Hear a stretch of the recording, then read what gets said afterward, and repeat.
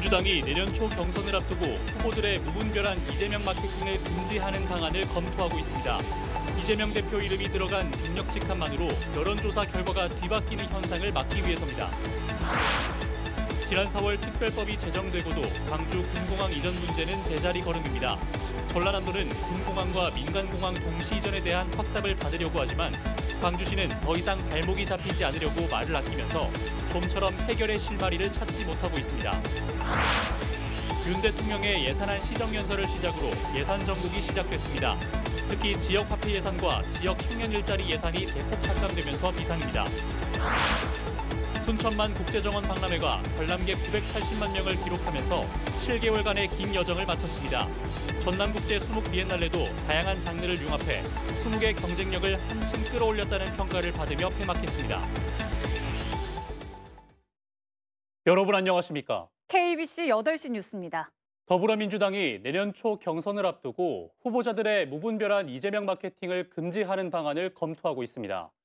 이재명 대표 이름이 들어간 경력 직함만으로 여론조사 결과가 뒤바뀌는 현상을 우려한 것인데요. 4년 전에도 민주당은 경선에서 노무현, 문재인 이름을 쓰지 못하도록 했습니다. 이형길 기자입니다.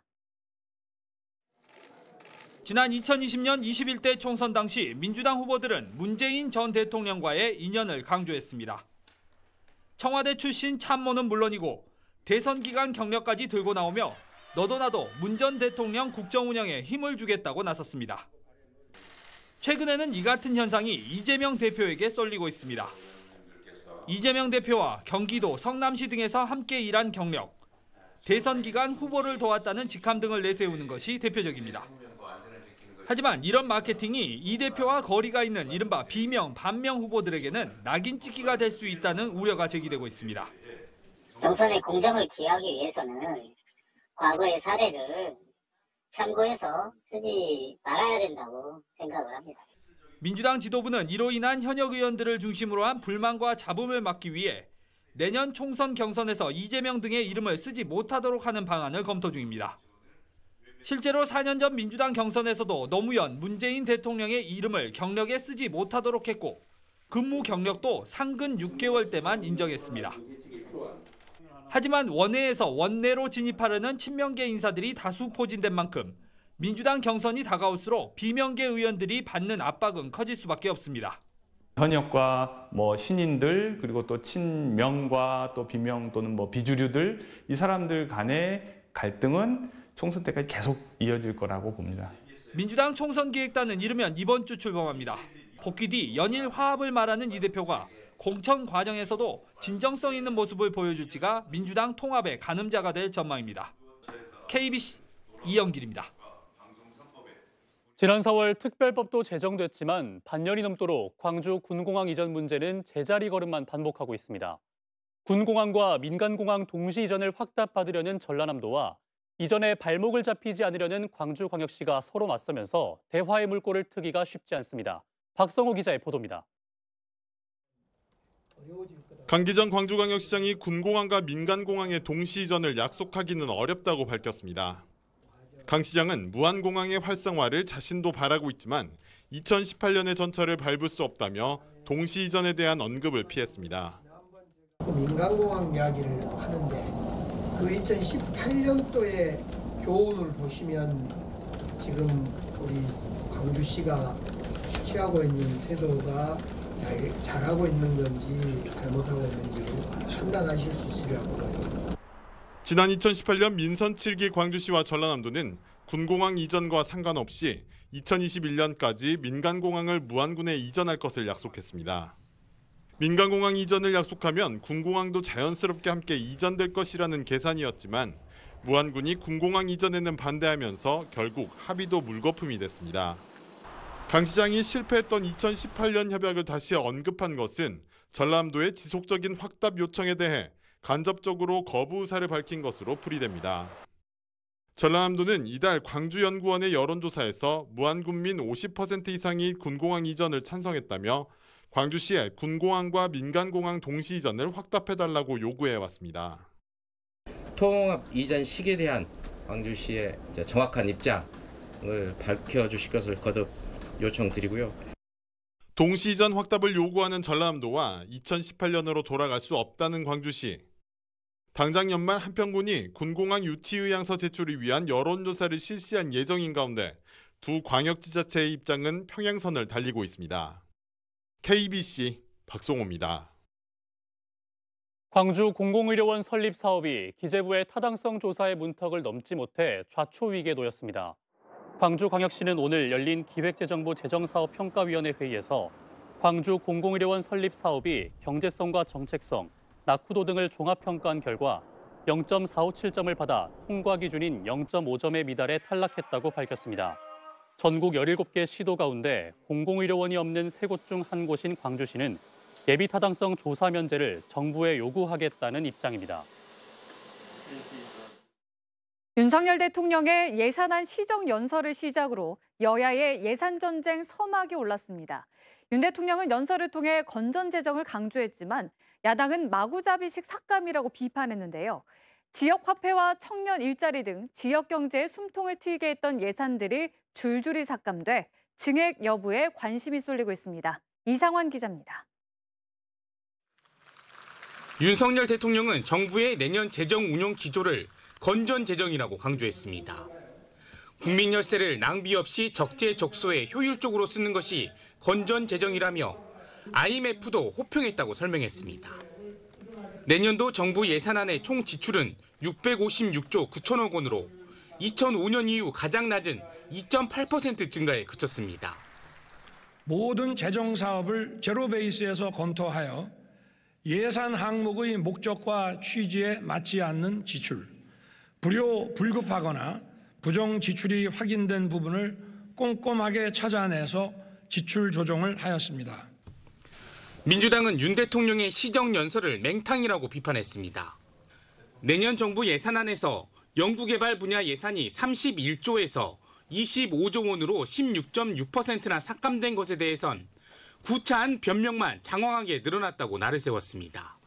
지역을 살리는 예산, R&D 등 미래를 준비하는 예산 등 필수 예산 삭감은 공약 파기 수준의 묻지마 삭감에 불과합니다. 대폭 삭감된 지역 관련 예산도 걱정입니다. 올해 3,525억 원인 지역화폐 예산은 내년 예산안에서 전액 삭감됐고 지역 경제에 마중물이 된 청년 일자리와 사회적 기업 예산은 60% 넘게 감소했습니다. 국회 심사 과정에서 증액되지 않으면 광주시와 전라남도의 해당 사업들은 크게 축소되거나 좌초될 수밖에 없습니다. 불효불급한 예산은 과감하게 삭감해서 이런 부분들이 지방에 다소나마 보탬이 될 수 있는 지역 예산으로 돌릴 계획입니다. 윤 대통령의 시정연설로 본격적인 예산 전국에 돌입한 가운데 지역 예산들이 국회 심사 과정에서 증액될지 주목됩니다. KBC 이상환입니다. 더불어민주당 광주 전남 국회의원들이 윤석열 정부와 국민의힘에 의한 한국에너지공대 정치 탄압을 규탄하고 나섰습니다. 신정훈, 이병훈 등 광주 전남 의원들은 오늘 국회에서 기자회견을 열고 한국에너지공대 출연금 축소를 철회하고 흠집내기식 정치감사를 중단하라고 윤석열 정부에 촉구했습니다.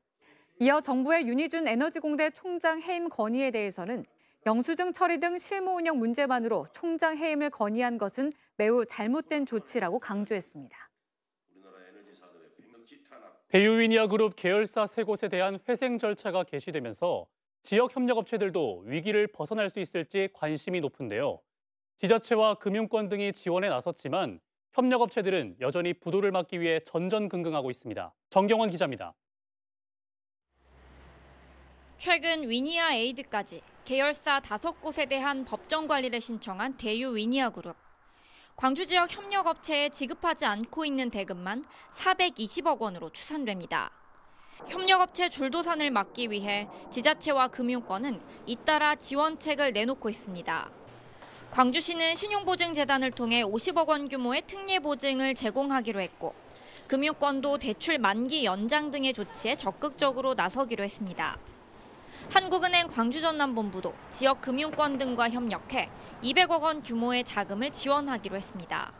일단 우선적으로 한 200억 정도 특별 자금을 이제 2%의 저리로 지원을 할 계획입니다. 한 400억 정도가 혜택을 보지 않을까 생각을 하고 있습니다. 그러나 협력업체들의 어려움은 계속되고 있습니다. 대유 위니아 그룹으로부터 납품 대금을 받지 못하고 있지만 자재값이나 운영자금 등의 결제일은 계속해서 돌아오고 있기 때문입니다.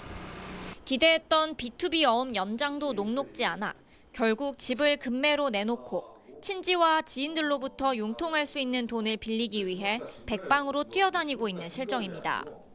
각 사마다의 조건에 맞춰서 이게 어느 정도 대출이 나가는 거기 때문에 빨리빨리 실행이 될 수가 없는 구조입니다. 현재 저도 집을 내놓은 상태고요. 왜냐하면 공장을 살려야 되다 보니까. 지역 중소기업들의 줄도산을 막기 위해 각종 지원책이 속속 마련되고 있지만 그 규모만큼이나 집행 속도가 업체들의 명운을 가를 것으로 보입니다. KBC 정병원입니다. 경영난으로 폐업을 결정했던 광주 남선연탄이 임시 재가동에 들어갔습니다. 남선연탄은 연탄을 사용하는 겨울철 취약계층을 위해 임시 재가동을 해달라는 광주시와 전남도의 요청에 따라 폐업 시기를 내년 2월로 연기하고 지난달 16일부터 일주일에 3차례 연탄을 생산하고 있다고 밝혔습니다. 지난 1954년 문을 연 남선연탄은 연탄 사용 가구 감소 등으로 경영난이 심화되자 지난 6월 폐업을 결정했습니다. 광주의 시민단체가 도시가스 요금 인상 계획 중단을 촉구했습니다.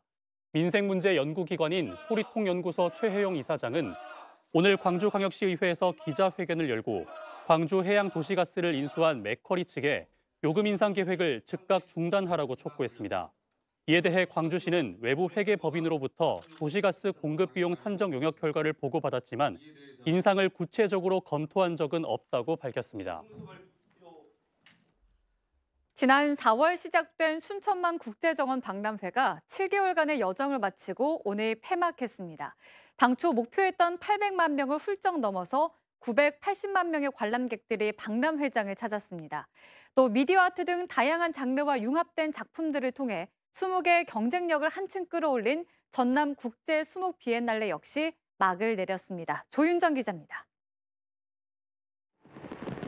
순천만 국제정원 박람회가 214일간의 대장정을 마치고 막을 내렸습니다. 정원에 삽니다를 주제로 열린 이번 박람회는 일상 속에 녹아든 다채로운 정원의 모습을 선보였다는 평가를 받았습니다. 관람객 수도 당초 목표했던 800만 명을 훌쩍 넘겨 980만 명을 기록했습니다. 7개월 동안 너무나 행복했었고 지금이 이제 마무리를 하려고 하니 좀 마음이 뭉클합니다. 진짜 이런 행사들이 순천에서 있다는 게 다른 지역에서 별로 보지 못한 것 같아요. 아주 좋습니다.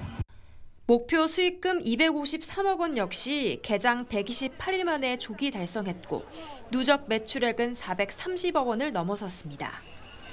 특히 순천 도심 전체를 정원으로 만든 이번 박람회는 전국 각 지자체의 벤치마킹 대상으로 떠오르기도 했습니다. 대한민국 국민들 5분 중에 1분이 여기를 다녀가시면서 우리가 해놓은 이 결과물들을 평가해 주셨기 때문에 또 그 나름대로의 여러 가지 우리가 용기를 얻고. 박람회는 모두 마무리됐지만 이곳 순천만 국가정원은 이번 주 일요일까지 모든 시민들에게 무료로 개방됩니다. 지난달 1일 막을 올렸던 전남 국제수목 비엔날레도 2달간의 일정을 마무리했습니다.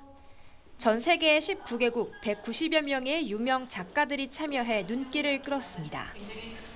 또 서양화와 설치미술, 미디어 아트 등 다양한 장르와 융합된 작품들을 통해 20개의 경쟁력을 한층 끌어올렸습니다.